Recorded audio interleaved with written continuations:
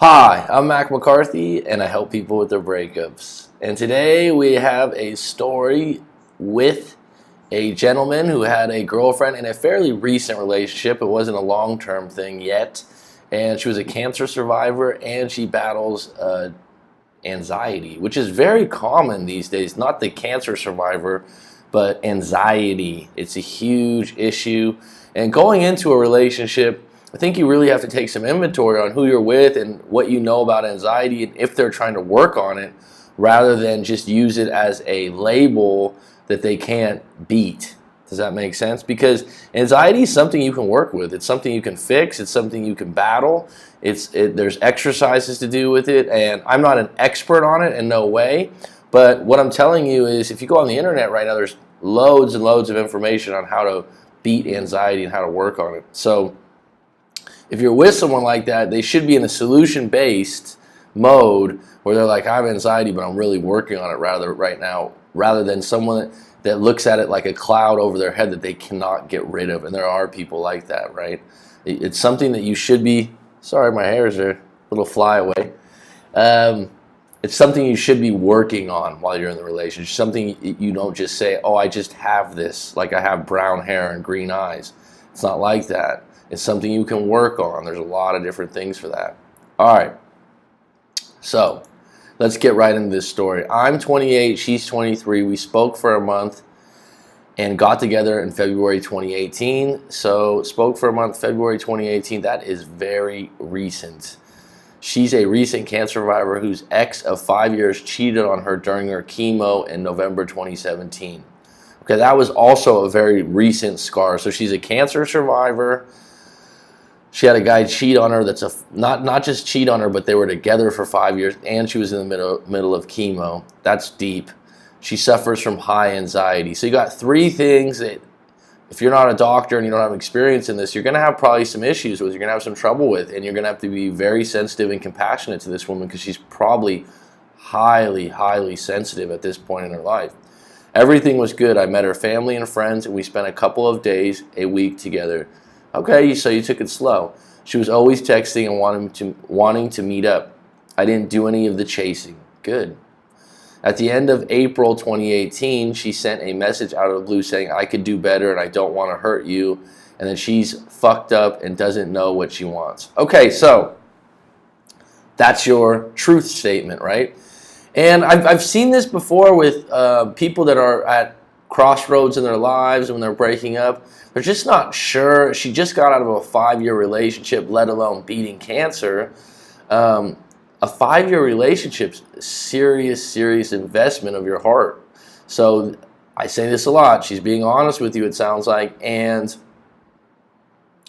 she just doesn't know what she wants, and she doesn't want to put you in a position where she's wishy-washy. I did apologize, and I didn't really know what to make of it, and I handled it badly, which pushed her away a bit. Well, naturally, if it came out of the blue, and this is the beginning of the relationship, I mean, I talk about this all the time. You're in the honeymoon phase, so shit like this should not be happening. And you didn't do anything wrong. It's hard to accept it because it came out of nowhere.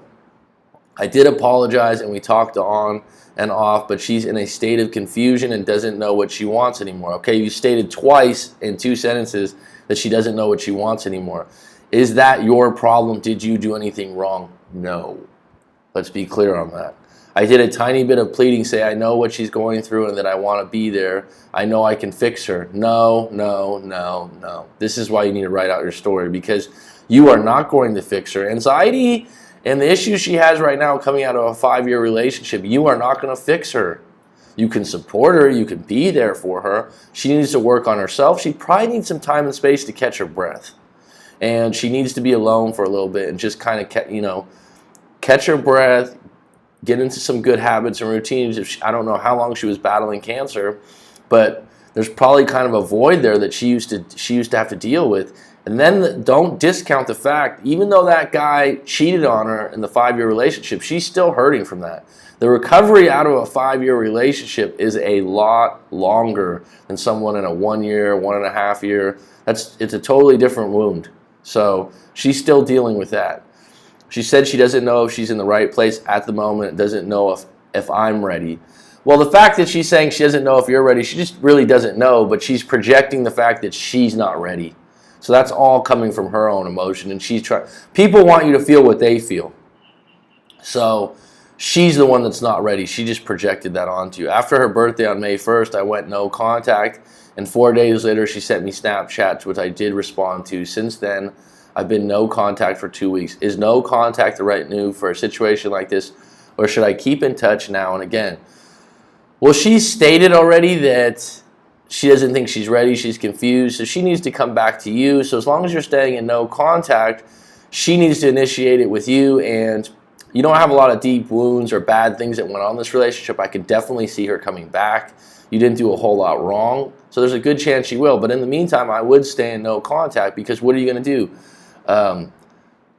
Keep going over the same things? You need to go into no contact, move on with your life. If she contacts you, you treat that accordingly, and you need to meet up and have a date again and re-court her and go back out together. But I think this needs some time and space. I think she's dealing with a few different issues from a few different angles, and I don't think you can fix her. So, but she definitely can work on herself right now. And in a month or two or three, I don't think 2 weeks is going to work. I think it's going to be a little bit longer than that. And like I said, it's deeper on this 5-year relationship than you think. She's dealing with that right now, and that wound right there takes some time. Basically, you're in a rebound relationship, and what's going to be happening is she's going to be comparing you to that ex. Even though he cheated at the end, they were together 5 years, so they do have some deep history. I don't want you to get too caught up on that, but the short answer is yes. Stick with no contact for now. Do it for you. Do it for you moving forward. And if she wants to rekindle things, you need to decide, do you want to deal with this? This is a lot to deal with. Have you been with a woman like this before that deals with anxiety and has come out of a bad breakup? Because that's what her breakup was. It was a bad breakup. And she's also dealing with the mixed emotion that she's just beat cancer, where 5 or 6 months ago she was dealing with, hanging on and living. So her emotions have been like this, right? She needs to catch her breath. Give her some time and space. And like I said, work on you. If she does contact you and you do want to hang out with her, that's fine. Don't play games with a woman like this. She's been through a lot. Be upfront. And if you don't want to be just friends, or you don't want to be in this in-between place, and I don't think you do, that's why you're writing this letter, then don't do it. It's not fair to you. And again, you didn't do anything wrong. She's just in a place right now where she's unsure, thinks that she needs to get some stability in her life. Okay, I hope that helps you. Please visit writemac.com if you have a breakup story to tell, or a new service I'm providing is an email, and I make a private YouTube video. That means it's not public. And then after that, we can do 2 email responses. And I think I've already done a few of these, and it's gone really well because people tell more about their story when it's not public. Okay? I hope that helps you. Thank you.